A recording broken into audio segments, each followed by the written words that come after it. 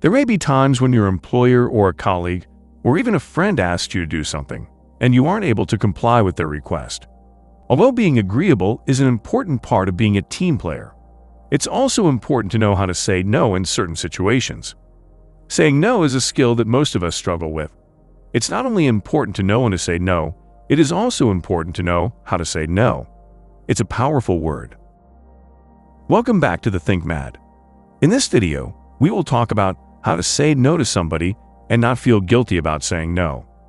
So, before moving further, please like this video and subscribe to our channel so that you don't miss our upcoming amazing videos. Alright, let's jump in.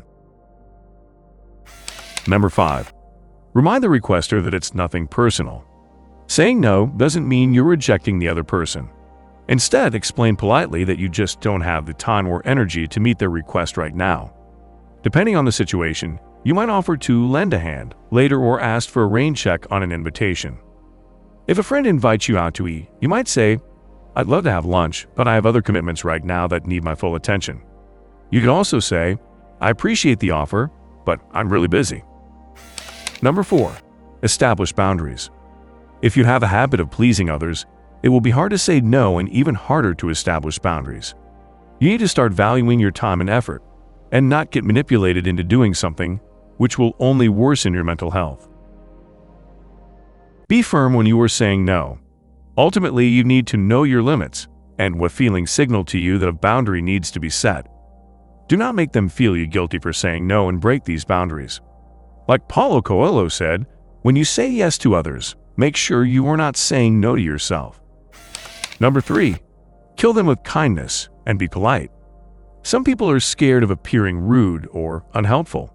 When saying no, you can easily get that kind of reputation if you answer so fast and short that it comes off as harsh. But saying no can be graceful and even feel empowering to receive your message if you kill it with kindness. People want to feel seen and appreciated, even when you have to deny them their request. So make someone else feel good about themselves. You might have heard of a shit sandwich when giving feedback to an employee, but it also works perfectly when you have to say no. A shit sandwich works simply. You start on a positive note. "This sounds like an interesting event."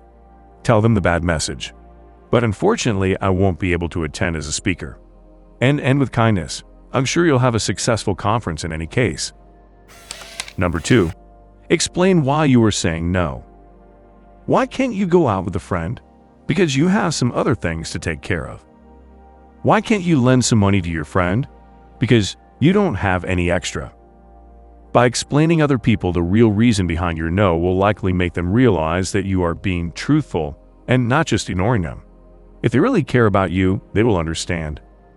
You have the power to say no. It is such a powerful statement. Number 1. Understand the tactics people use to get you to say yes. You need to understand the different methods people may use to manipulate you to say yes when you really want to say no. You will realize that they are just trying to control you. They will bully you, make you feel guilty about it, whine about it, or might start complimenting you to make you say yes. These are the worst type of people. Lastly, just know that saying no to something or somebody does not make you a bad person. You are not being selfish. Know that you can't please everybody. Thanks for watching this video. If you found it informative, do like and subscribe. And don't forget to give comments and provide us with your valuable feedback. Until then, stay tuned to Think Mad.